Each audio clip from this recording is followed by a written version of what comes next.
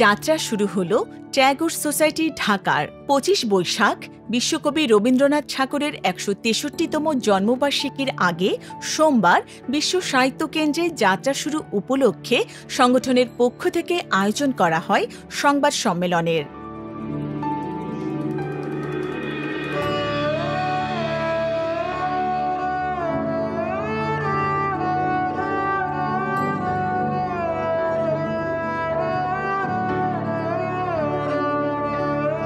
বাংলা ভাষাভাষী মানুষের কাছে, সর্বোপরি বাঙালির কাছে রবীন্দ্রনাথ ঠাকুরের সাহিত্য, সঙ্গীত আর দর্শনকে বিশ্বময় ছড়িয়ে দিতে কাজ করবে সংগঠনটি। সংবাদ সম্মেলনে সূচনা বক্তব্য রাখেন ট্রাস্টি বোর্ডের সদস্য ডক্টর ইসলাম শফিক। সংগঠনের সভাপতি চঞ্চল খান ট্যাগর সোসাইটি ঢাকার উদ্দেশ্যে তুলে ধরে বলেন, রবীন্দ্রনাথের বৈচিত্র্যপূর্ণ চিন্তা ও দর্শনের প্রচারে কাজ করবে সংগঠনটি।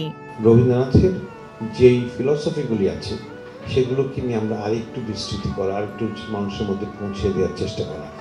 তার রিলিজিয়ান নিয়ে যে চিন্তা, ন্যাশনালিজম নিয়ে যে চিন্তাগুলো আছে, তার যে এডুকেশন নিয়ে যে চিন্তাগুলো আছে, এগুলো কিন্তু আমাদের শিল্পীরা, আমরা অনেকে গান করছি কিন্তু আমাদের জিজ্ঞেস করে আমরা বলতে পারবো না। আমরা ছবি আঁকছি কিন্তু আমরা জানি না, আমরা লিখছি কিন্তু আমরা ওই জায়গাগুলোকে আমরা চিন্তাই করতে পারছি না। ওর সাথে যে আমাদের সমাজের যে সম্পর্কটা, আজকে যে কঠিন একটা সমাজে আমরা বাস করি, সেই সমাজের সাথে যে সম্পর্কটা কত নিবিড় হতে পারে এবং কত শক্তিশালী হতে পারে, সেই জায়গা থেকে কিন্তু আমরা মোটামুটিভাবে পিছিয়ে আছি এবং এটাকে স্ট্রেনথেন করার জন্য আমাদের এই উদ্যোগটা।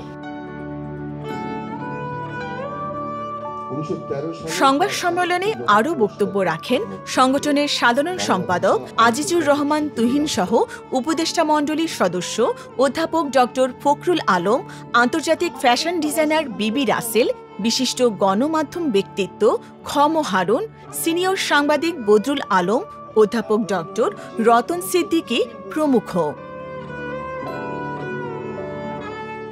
রবীন্দ্রনাথের গান, কবিতা, গল্প এগুলি পড়ে বড় হয়েছি। রবীন্দ্রনাথ আমার শক্তি। সংবাদ সম্মেলনে আরও উপস্থিত ছিলেন সহসভাপতি রানা ঠাকুর, নায়লা আজাদ নূপুর, ডক্টর ফাহিম হাসান শাহেদ, নাহিদ কায়সার ও অনিকেত আচার্য।